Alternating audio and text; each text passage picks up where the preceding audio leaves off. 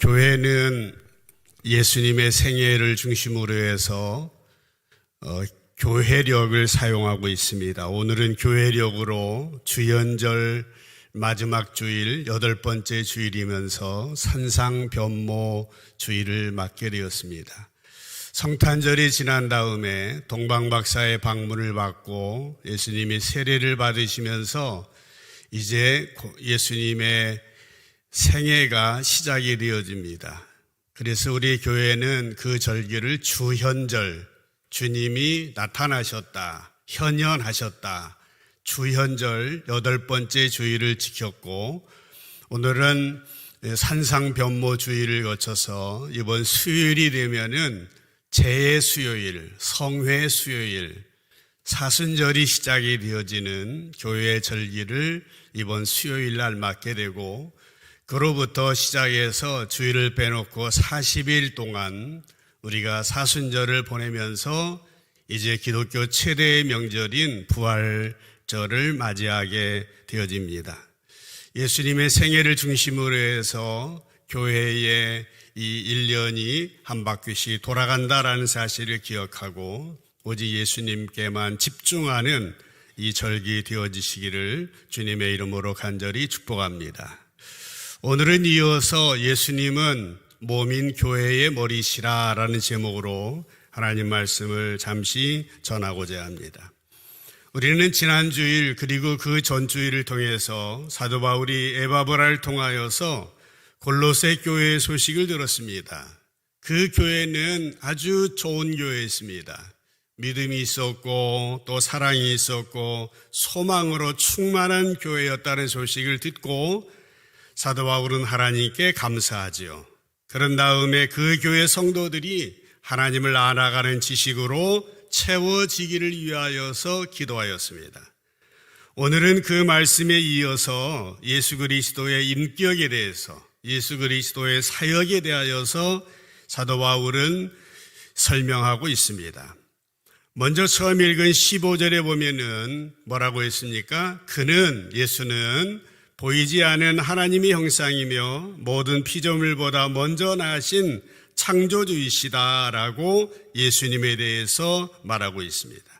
18절에 보면은 예수님은 교회의 머리이시고 19절에 보면은 하나님의 충만한 신성을 몸에 지니신 분이시며 20절에 보면은 그의 십자가의 피로 하나님과 인간의 화평을 이루고 화목을 이루시는 유일한 중보자라고 하는 사실을 설명하고 있는 것입니다. 사도 바울은 골로새 교회의 처한 상황을 알고 있었습니다. 그 교회가 은혜롭고 풍성한 교회였지만은 한편으로 이단의 미혹에 빠져 있다는 사실도 알고 있었기 때문에 이단의 미혹에서 이겨낼 수 있는 길은 오직 예수 그리스도를 제대로 알고 예수 그리스도를 제대로 믿어야 한다는 사실이었습니다. 그렇기 때문에 사도 바울은 골로새 교회에 감사하고 축복하면서 바로 예수 그리스도의 인격에 대하여서, 예수 그리스도의 사역에 대하여서 자세하게 설명하고 있는 것입니다. 지금 개괄적으로 봤습니다마는 그 말 속에 어렵기도 하고 이해가 안 될 것 같은 내용 같지만은, 그러나 한 구절 한 구절이 너무나도 골로새 교회 성도들에게 중요했던 것입니다. 마찬가지입니다. 오늘 우리가 살고 있는 이 시대, 오늘 말씀을 듣는 저와 여러분들도 중요한 것이 무엇입니까? 예수 그리스도를 바로 알고 예수 그리스도를 바로 믿음으로 말미암아 건강한 그런 신자들이 되어야 한다고 하는 사실입니다. 오늘 말씀을 들으면서 우리가 건강한 신앙인으로 세워져서 정말 예수님을 바로 알고 바로 믿음으로 말미암아 아름다운 신앙인으로 복된 인생을 살아가는 여러분들 되어질 수 있기를 다시 한번 주님의 이름으로 간절히 축복합니다. 2015년도에 대한민국의 통계청에서 이런 발표를 했습니다. 대한민국의 종교 인수를 발표했는데 제1위의 종교가 기독교, 개신교라고 하는 사실입니다. 통계를 전반적으로 보면은 모든 종교의 신자 수가 줄어들고 있는 상황이었지만은 우리 기독교가 불교를 넘어서 한국의 제1의 종교가 되었다라고 하는 것입니다. 거기다가 경기도나 서울시의 경우에 개신교인의 숫자가 불교인 숫자보다도 2배 이상 많았고, 연령별로 보면은 40대 이하로 갈수록 다른 종교보다 개신교 교인들의 수가 많아서 우리 개신교가 상대적으로 젊은 종교라고 하는 사실이 드러나게 되었던 것이죠. 불교에서는 이런 통계를 보고 긴장하면서 통계에 문제가 있다면서 이제 그들 나름대로 대처하고 있는 것을 보았었습니다. 그런데 여러분, 이런 통계를 보면서 우리는 그저 기뻐하며 만족할 수만 없는 것 같습니다. 그렇습니다. 예수 믿는 사람들이 숫자도 중요합니다마는 더 중요한 것이 있는 거 아니겠습니까? 그것이 뭐겠습니까? 오늘 말씀처럼 예수님에 대하여서 바로 믿고 바로 아는 사람의 수가 얼마나 많이 있느냐라고 하는 사실이 중요하겠습니다. 사도 바울은 골로새 교회 성도들에게 전하고 싶은 메시지가 바로 이것이었습니다. 그들이 예수님을 바로 알고 바로 믿기를 원했습니다. 그래야 그들이 당하고 있는 이단들의 미혹에 넘어지지 아니하고 그들의 신앙이, 그들의 교회가 바로 세워질 수 있었기 때문인 것입니다. 그러면 골로새 교회에 와서 교회를 흔들었던 이단들은 뭐라고 주장을 했겠습니까? 한마디로 말해서 그 거짓 교사들은 예수님만 믿어서는 구원받지 못한다라고 하는 것이에요. 뭔가 플러스 알파가 필요하다라는 것입니다. 예수만 믿어서 영생을 얻기에 부족하니 영적인 지혜도 얻어야 되고 율법에서 가르치고 있는 할례도 받아야 되고 특정한 음식도 먹지 말고 특별한 날을 지키면서 금식을 하고 고행을 하고 선행을 베풀어야 한다고 하는 것입니다. 그래야 구원을 받을 수 있다라고 주장하는 것입니다. 물론 구원받은 하나님의 자녀로서 삶이 동반되어야 하는 것은 사실입니다. 그러나 예수님을 바로 알고 바로 믿었다면 그것은 저절로 자연스럽게 이루어질 삶의 모습인 것입니다. 여러분 가운데 혹시라도 이런 생각을 하시는 분이 있을지 모릅니다. 기독교의 복음이 진리가 독선적이다라고 생각하실지 모르겠습니다. 꼭 예수 한 분만 믿어야 하느냐, 다른 종교나 세상의 철학에도 진리가 있을 텐데 라고 생각하는 분들이 있을지 모르겠습니다. 그러나 일면의 진리는 있습니다마는 영원한 진리, 절대적인 진리는 아닌 것입니다. 오직 예수 그리스도로만 구원을 받고 영생에 이르게 되어진다는 사실을 우리는 분명히 알아야 한다고 하는 사실입니다. 한번 잘 생각해 보시기 바랍니다. 내가 신앙생활을 시작한 지 얼마가 됐든 얼마나 충성하든 얼마나 직분을 가졌든 간에 내가 예수님을 어떻게 알고 있는가, 어떻게 믿고 있는가, 누군가가요 여러분에게 그런 질문을 한다면 뭐라고 대답하실 것 같습니까? 한번 생각해 보세요. 한번 어느 지방에서 현직 중학교 교사로 근무하시던 장로님이 계셨습니다. 어느 날 어떤 학생이 와서 면담을 요청했습니다. 이 선생님은 이 학생이 자기 고민을 얘기하나 했더니 조금 시간이 지나니까 자기를 향해서 전도하더랍니다. 선생님은 야 내가 교회 장로야. 그러니까 그 학생은 뭐라는 거 하니까 장로님인 줄 알고 전도하는 겁니다. 그렇게 말하더랍니다. 그 학생은 제가 존경하는 선생님이 기독교 장로라는 것이 너무 안타까워 전도하는 겁니다. 알고 보니까 이 학생은 사이비 이단에 빠져 있었던 거예요. 선생님은 너무 기가 막혀서 종이 한 장을 내주면서 그래 그러면 내가 왜 이단 네가 믿는 그쪽을 믿어야 하는지 이유를 써봐라 그렇게 말했더랍니다. 그랬더니까 이 학생은 종이를 받아들더니 쉬지 않고 써 내려가더랍니다. 그리고 한 장 더 달라고 하더니 내리 써 내려가는데 4장을 쓰더라고 합니다. 선생님이 그것을 읽어보니까 이단의 교리에 대해서, 그리고 기존 기독교의 문제에 대해서, 그리고 이단이 얼마나 좋은지, 그리고 자기의 비전과 사명이 뭔지 적었더랍니다. 놀랍게도 이 학생은 중학교 2학년 학생이었다고 합니다. 이 장로님, 이 선생님은 너무나 충격을 받아서 당신이 다니던 교회학교 중동부 교사였는데 중등부 학생들에게 똑같은 질문을 주고 종이 한 장을 내주면서 왜 기독교를 믿어야 하는지, 내가 믿고 있는 예수님은 어떤 분인지 써봐라 라고 했다라는 겁니다. 아주 놀라운 일이 벌어졌습니다. 예상하시겠습니다마는 한 장 이상을 채우는 학생들이 없더라라고 하는 것이에요. 여러분 같으시면은 몇 장이나 쓰실 것 같습니까? 몇 장이나 쓰실 것 같습니까? 여러분, 우리는 예수님을 제대로 알고 제대로 믿어야 됩니다. 그렇지 아니하면 오늘같이 영적으로 혼란스러운 이 시기에 오늘도 우는 사자와 같이 삼킬 자를 찾고 덤벼드는 사이비 이단들을 이겨낼 수 없는 것이에요. 저는 여러분에게 광신자가 되라고 하는 말이 아닙니다. 무슨 말입니까?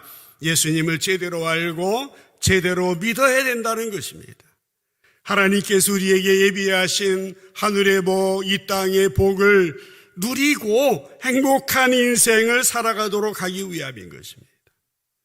여러분, 하나님이 우리에게 원하시는 것은 그냥 하나님 믿는 것만이 아니에요. 제대로 믿는 거예요. 복 있는 인생을 살아가도록 하신 거예요. 신명기 6장 4절 5절에 보면은 이스라엘아 들으라, 우리 하나님 여호와는 오직 유일한 여호와이시니 너는 마음 다하고 뜻 다하고 힘을 다하여 내 하나님 여호와를 사랑하라 말씀하고 있습니다. 오직 하나님을 사랑하라는 겁니다. 그러면 반드시 복을 주겠다고 하는 겁니다. 신명기 28장 3절 6절에 보면은 성읍에서도 복받고 들에서도 복받고 내 몸의 자녀와 토지 소산과 내 몸의 짐승의 새끼와 소와 양의 새끼가 복을 받을 것이며 내 광주리 떡반죽 그릇이 복을 받을 것이며 내가 들어와도 복받고 나가도 복을 받을 것이니라 라고 축복을 약속해 주신 겁니다. 어떻게 하면? 하나님을 제대로 알고 믿으면. 그러면 여러분, 오늘 사도와 우리 안타까운 마음으로, 간절한 마음으로 골로새 교회 성도들에게 예수님이 누구신지에 대하여서 말하고 있는데 자세하게 한번 살펴보시기를 바랍니다. 먼저 15절에 보면은 뭐라고 했습니까? 그는, 예수님은 보이지 않은 하나님의 형상이시오 모든 피조물보다 먼저 나신 이다 라고 말하고 있는 것입니다. 그렇습니다. 예수님은 보이지 않으시는 하나님의 형상이신 겁니다. 모든 피조물보다 먼저 나신 창조주 하나님이신 거예요. 예수님은 신약에만 계신 분이 아닙니다. 천지를 창조하실 때부터 이제 성부, 성자, 성령 하나님께서 구약 천지를 창조할 때부터 주님 다시 오시고 저 하늘나라의 삶까지 함께 계시는 것입니다. 예수님은 정말 엄청난 분이십니다. 이어서 16절 말씀 가운데 보면은 만물이 그에게서 창조되되 하늘과 땅에 있는 것들, 보이는 것들, 보이지 않는 것들, 혹은 왕권이나 주권이나 권력이나 권세나 모든 만물이 그분으로 말미암아 창조되었고 그분을 위하여 창조되었다라고 그렇게 말씀하고 있습니다. 17절에 넘어가 보면 또한 그분은 만물보다 먼저 계시고 만물은 그분 안에 함께 섰느니라. 세 번역에는 존속합니다. 그분 안에, 만물은 예수님 안에 존속된다라고 하는 것입니다. 그러면서 오늘 설교의 제목처럼 그는 18절에 당신의 몸인 교회의 머리가 되시며 모든 존재의 근원이 되시고 부활의 첫 열매가 되어주시며 만물의 으뜸이라고 말씀하고 있는 것입니다. 어떤 사람들은 말합니다. 교회에 열심히 봉사를 하면서 가정을 소홀히 하고 직장을 소홀히 하고 사회생활을 소홀히 하는 사람들에 대하여서 비판하기도 합니다. 그렇습니다. 비판받아 마땅합니다. 사실 예수님을 잘 믿는다고 하면서도 가정생활이나 사회생활에 소홀한 신자답지 못하게 생활하는 분도 있을 수 있습니다. 많을 수 있습니다. 그러나 그것은 교회 열심히 봉사해서 문제가 아니라 예수님을 제대로 알고 제대로 믿지 못해서 그러한 것일 뿐입니다. 예수님을 잘 알고 예수님을 잘 믿고 있는데도 불구하고 가정생활에서 직장생활에서 사회생활에서 불성실한 것은 말이 안 되는 이야기인 것입니다. 19절 말씀에 넘어가서 보면은 아버지께서는 모든 충만으로 예수 안에 거하게 하시고 그렇게 나와 있습니다. 세번역 성경에는 하나님께서는 그분 안에 모든 충만함을 머무르게 하시기를 기뻐하시고 라고 되어 있습니다. 예수님 안에는 뭐라고요? 하나님의 모든 충만함이 머물러 계시다라고 하는 것입니다. 예수님 안에는 하나님 아버지의 모든 충만이 머물러 있다라는 것입니다. 하나님의 충만이라는 것은 뭘까요? 이사야서 11장 22절에 보시면은 그의 위에 여호와의 영 곧 지혜와 총명의 영이요 모력과 재능의 영이요 지식과 여호와를 경외하는 영이 강림하시리니 그렇게 말하였습니다. 무슨 말입니까? 바로 그 하나님의 모든 충만함이 하나님의 영, 지혜와 청명, 모력과 재능, 지식과 여호와를 경외하는 영이 예수님 안에 있다고 하는 얘기예요. 그렇기 때문에 누구든지 예수님을 제대로 알고 믿으면 하나님의 모든 충만함이 예수님에게 있기 때문에 예수님을 제대로 믿고 아는 사람은 지혜롭고 총명한 것이에요. 재능 있는 삶을 살게 되는 것이에요. 삶이 반듯하고 가정도 일터도 사회에서도 인생을 잘 가꾸어 나가도록 되어 있는 것입니다. 그래서 예수님을 잘 믿는 사람들을 보면은 특별한 사람이 아닌 것 같은데 두 젊은이들이 만나서 행복한 가정을 이루고 삽니다. 아무것도 아닌 하찮은 일을 하는 것 같은데 한참 지나고 보면은 훌륭한 일들을 해내는 것을 보게 되어집니다. 왜 그렇습니까? 예수님 안에는 하나님의 지혜가 충만하고 하나님의 총명이 충만하기 때문에 그런 거예요. 저는 이곳에서 말씀을 듣는 여러분들 그리고 여러분의 자녀 모든 후손들에게까지 하나님의 충만함으로 예수님의 충만함으로 주님의 지혜와 총명과 모력과 재능으로 충만한 복된 가정, 복된 자녀, 복된 인생이 되어질 수 있기를 주님의 이름으로 간절히 축복합니다. 골로새 성도들은 바로 이 예수님이 누구신지를 알아야 했습니다. 그래야 사이비 이단에게 흔들리지 아니할 수 있었던 거예요. 20절로 넘어가 보십시다. 예수님은 또 어떠신 분입니까? 그의 십자가의 피로 말미암아 화평을 이루셨습니다. 만물 곧 땅에 있는 것들이나 하늘에 있는 것들이 그로 말미암아 예수로 말미암아 자기와 화목하게 되기를 기뻐하심이라 그렇게 말씀하고 있는 것입니다. 예수님은 십자가의 피로 말미암아 하나님과 원수되었던 우리들을 화목하게 하시고 화해해 주셨더라고 하는 겁니다.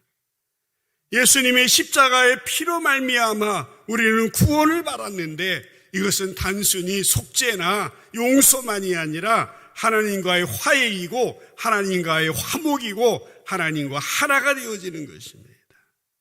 속죄와 화해는 차원이 다릅니다. 세상에 보면은 속죄하고 용서를 했지만 화해는 거부하는 사람들이 많이 있습니다. 그러나 하나님께서는요, 예수 그리스도의 십자가로 말미암아 우리의 죄를 용서하셨을 뿐만 아니라 화해하셨고 화목하신 것입니다. 이것이 바로 우리가 누리는 가장 큰 은혜이고 놀라운 선물인 것입니다. 그래서 우리가 이 세상에서 화해자로 살아갈 수 있는 겁니다. 피스메이커로 살아갈 수가 있는 겁니다. 그래서 우리들은 평생 싸우며 갈등하던 사람과 싸움을 그치며 하나가 되고 사랑하며 천국의 삶을 살게 되어지는 것입니다. 이것이 바로 성도의 본물인 겁니다. 그 분명한 증거를 사도 바울은 골로새 교회 성도들 자신이라는 사실을 말하여 주고 있습니다. 21절 22절인데요. 우리 함께 읽어봤으면 좋겠어요. 21절 시작. 전에 악한 행실로 멀리 떠나 마음으로 원수가 되었던 너희를 이제는 그의 육체의 죽음으로 말미암아 화목하게 하사 너희를 거룩하고 흠없고 책망할 것이 없는 자로 그 앞에 세우고자 하셨으니. 아멘. 이방인으로 하나님과 원수된 자로 살았던 골로새 성도들이 예수님 때문에 하나님과 화해하게 되었고 거룩하고 흠이 없는 자로 하나님 앞에 서게 되었다라고 하는 것입니다. 나아가서 유대 그리스도인들과 하나가 되어진 것입니다. 여러분, 예수님이 얼마나 놀라우신 분이십니까? 예수님은 하나님의 모든 충만함을 가지고 계셔서 우리들에게도 예수님의 능력으로 이 땅 안에서 화해하며 하나가 되며 화목하며 천국을 이루며 살게 하신 겁니다. 우리는 약하지만 예수님은 강하시기 때문에 주님의 지혜와 총명과 모략으로 말미암아 이 땅에서 천국을 누리게 해주셨다라고 하는 것입니다. 그런데 여러분, 이런 놀라운 예수님의 능력을 믿지 아니하고 예수님만 믿어서는 부족하니 무언가 더 해야 한다고 하는 말은 안 되는 말이 아니겠습니까? 우리가 예수님을 제대로 믿는다고 한다면 우리는 가정이나 일터나 세상에 나아가서 하나님의 나라를 이룰 수 있게 되어지는 것입니다. 그러므로 이 순간 우리에게 무엇보다 중요한 것은 무엇입니까? 예수 그리스도에 대한 믿음 위에 굳게 서 있는 겁니다. 믿음 위에 굳게 서 있는 겁니다. 그래서 마지막 23절에서 사도 바울은 말하고 있어요. 보시죠. 23절에 만일 너희가 믿음에 거하고 터 위에 굳게 서서 너희의 들은 바 복음의 소망에서 흔들리지 아니하면 그리하리라. 그렇게 말하고 있어요. 그리하리라가 뭐예요? 세상을 하나 되게 하고 천국을 만들 수 있고 하나님과 화목하게 하는 복된 삶을 누리게 해주신다라고 하는 얘기인 것입니다. 스스로 질문해 보시기를 바랍니다. 여러분의 믿음은 예수님 위에 굳건히 서 있습니까? 우리가 교회 다니며 신앙생활하고 있지만은 예수님을 제대로 알고 예수님을 제대로 믿지 못한다면 어느 순간부터 신앙생활이 힘들어지고 부담스러워질 겁니다.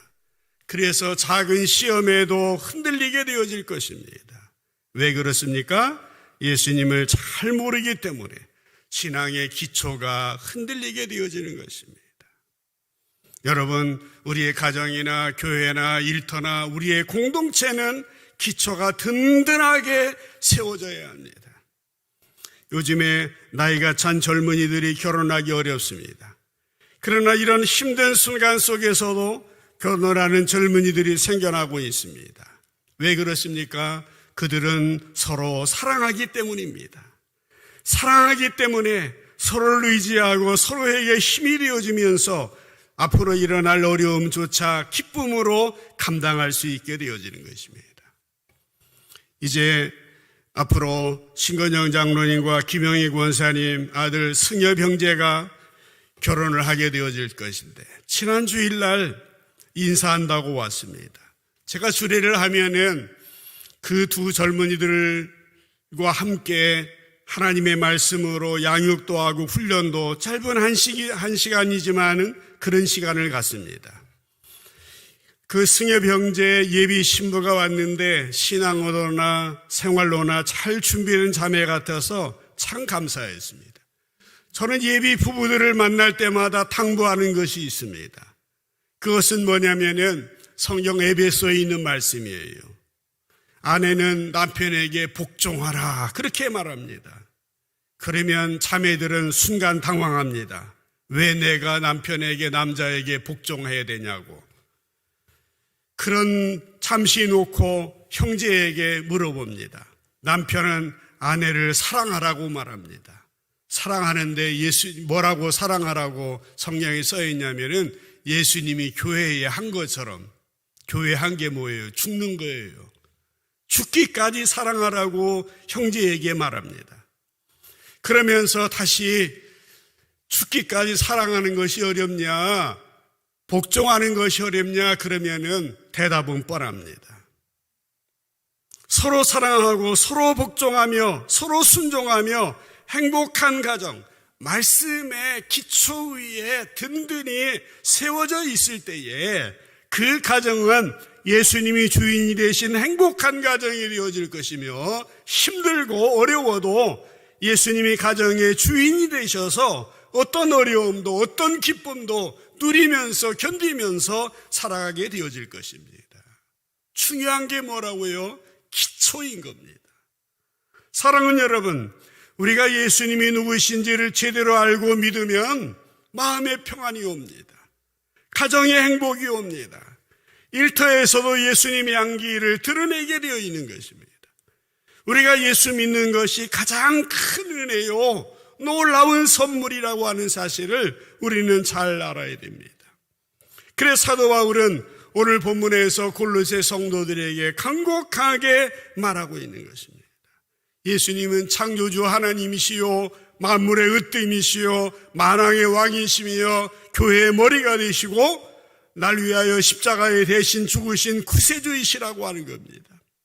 우리는 세상에 살면서 어느 때는 실수하고 실족하고 죄를 짓지만 바로 예수님 앞에 나아가 회개하며 새로운 길로 나아가고 있습니다.